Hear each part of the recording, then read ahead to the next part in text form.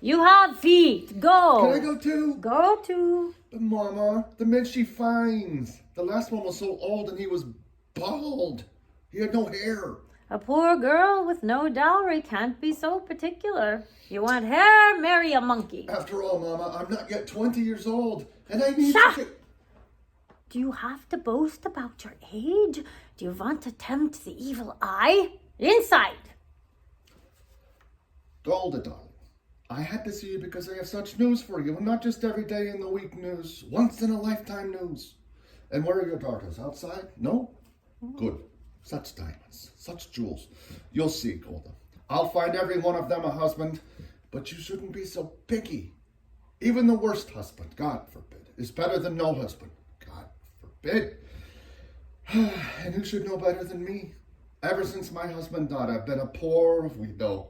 Alone. Nobody to talk to. Nothing to say to anyone. It's no life.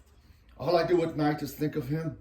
And even thinking of him gives me no pleasure because you know as well as I, he was not much of a person. Never made a living. Everything he touched turned to mud. But better than nothing. What does that poor little tailor Martel want with Zeitel?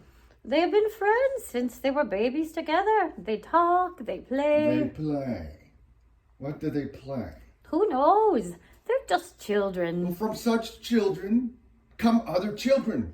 Model, he's a nothing. Yenta, you said. Ah, children. Children. They are your blessing in your old age. But my Aaron couldn't give me children. Believe me, he was good as gold, never raised his voice to me, but otherwise he was not much of a man. So what good is it if he never raised his voice? But what's the use of complaining? Other women enjoy complaining, but not Yenta. Not every woman in the world is a Yenta. Well, I must prepare my poor Sabbath table, so goodbye, Golde. And it was a pleasure talking our hearts out to each other. Yenta, you said you had news for me. I'm losing my head. One day it will fall off altogether, and a horse will kick it into the mud, and goodbye, Yenta. Of course, the news. It's about Lazar Wolf, the butcher. A good man, a fine man, and I don't have to tell you that he's well off.